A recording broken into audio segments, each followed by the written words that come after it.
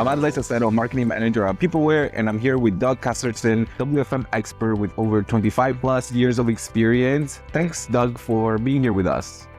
Thank you. And you're making me feel a bit old with that, the 25 years. But for my sins, yes, I've been in and around workforce management for ever since it was back when it was on spreadsheets. So super pleased to have it be on this topic today. Is definitely one that's close to my heart. Yes, we're very glad to have you here. Today, we're going to be discussing the latest WFM trends and challenges. But before we get started, it would be interesting to see your perspective of the current state of WFM. Yeah, so I think if I could sort of go back 25 years, the understanding of what workforce optimization or workforce management was really about how do you optimize your workforce to be efficient and productive. And I think the current state of workforce management is quite interesting because it's taking different angles and tangents that have really started to bring it more into balance with customer experience and employee engagement. And actually now I see the current state of workforce management really being how do you get that balance right between those three vertexes? If you imagine like a triangle, and you've got customer experience, employee engagement, and workforce efficiency in each one of those vertexes, the sweet spot in my book now is how do you find that middle ground? Because each one of those really influences the other, and that's where I kind of see a lot of the focus today in workforce management. We also see that in some industry reports, we see that WFM adoption is actually growing about 7.7% year by year. Do you have any specific trends that you believe are driving this growth? Yes, just starting very broadly, I mean, you can't have a conversation today without talking about AI. And it's not just a trend that's hitting workforce management, it's a trend that's hitting across all customer operations. In fact, I was just talking on this subject relatively recently, sharing some insights from a CCW European research, where they surveyed over 100 thought leaders across Europe. And a staggering 83% of those European CX leaders believe that AI will revolutionize their operations in the next 2 years. But what's interesting is that if you look at other research papers that are also talking about the AI sort of revolution, many of them are actually also picking up that workforce optimization is a real foundation pillar to getting success out of AI. So while they were experimenting with these Gen AI user cases, we're also seeing the development of workforce optimization to complement that, as well as just typically the developments that are happening in the WFM space itself, and how that's also adding a lot of value in terms of functionality you can produce with the use of AI in your WFM system. How would you say that AI is posing challenges for data privacy and security? This is something that we see for some of our customers that is quite important. To get the best out of AI, you need to, it's garbage in, garbage out, like with any workforce management process. So AI in itself is very reliant upon the data that you feed it. But of course, contending with that, you've got, like you mentioned there, the data privacy and security type elements that are also rearing their head as well. And as AI processes more data, organizations have got to ensure that they're compliant with those regulations like GDPR or the equivalent in the UK.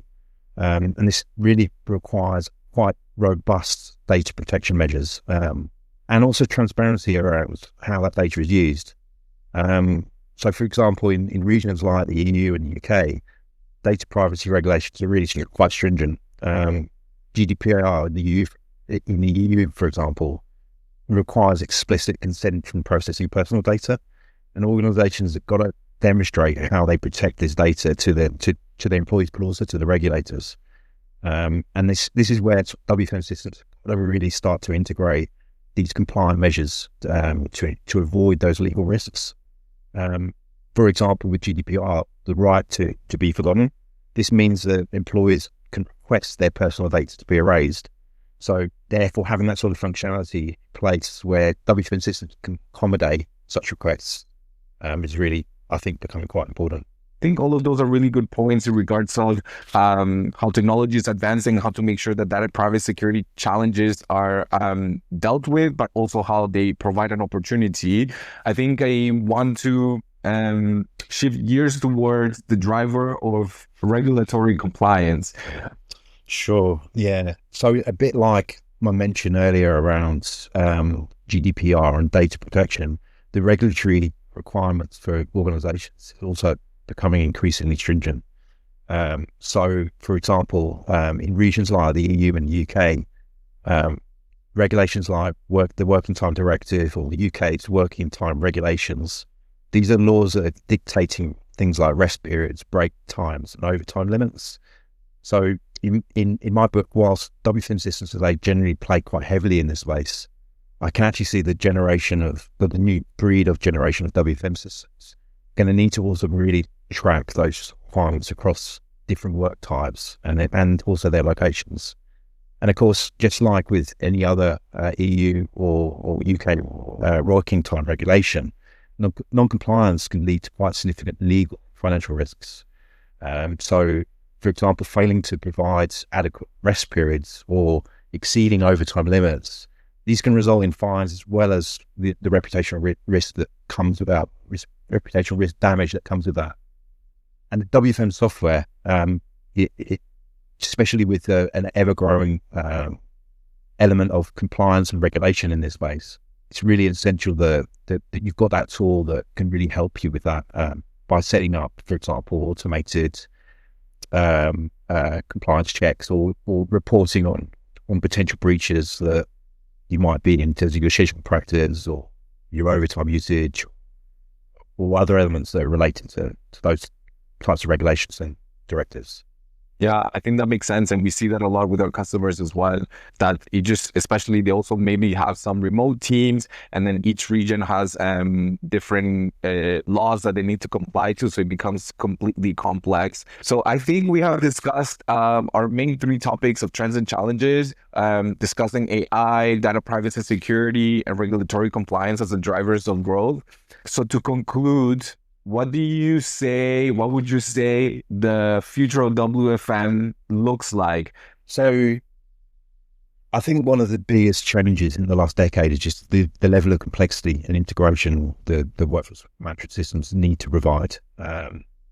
And yeah, I think we're only going to see that grow. So the future of WFM for sure is exciting, but it's also going to be continued complexities.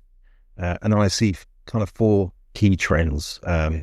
One that we mentioned here, which is that continued AI advancement. And I think that's interesting for people that are residing in the profession because it's going to require them also to start thinking differently in the way they approach workforce management.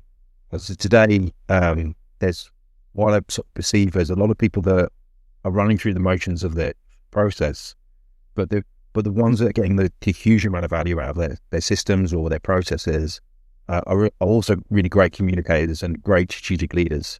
So I definitely see the continued AI automation is going to take away a lot of the sort of transactional type activities that, say, planners are doing today. But what it will do as well is for those that kind of want to step into that space, will allow them to be sort of liberated from that type of transactional work to really focus on how do you engage across your enterprise? How do you increase the amount of data decisions that you're making? And really also as well, doing what I think for so long the community hasn't had the time to do, which is start to provide those multiple scenarios where an organization can really make good strategic decisions for the back of. And I think once that comes into play, you're only going to see workforce management elevate in terms of its position within an organization or an enterprise. Yeah, makes a lot of sense. And I think it wraps up kind of the main challenges that we see and how they're going to transform into the future. And yeah, thank you, Doug. It's been a great enlightening conversation talking about the trends that we are seeing, the growth of WFM and what we see in the future. I think a lot of our viewers will find a lot of what you mentioned and you discussed valuable. So thank you again for being here. Pleasure to be here to talk about this topic. It's a topic that is super close to my heart. It's one that as you mentioned, I've been through for the last 25 years, and it's a topic that I can only see progressing. So thanks for having me. Super happy to be here.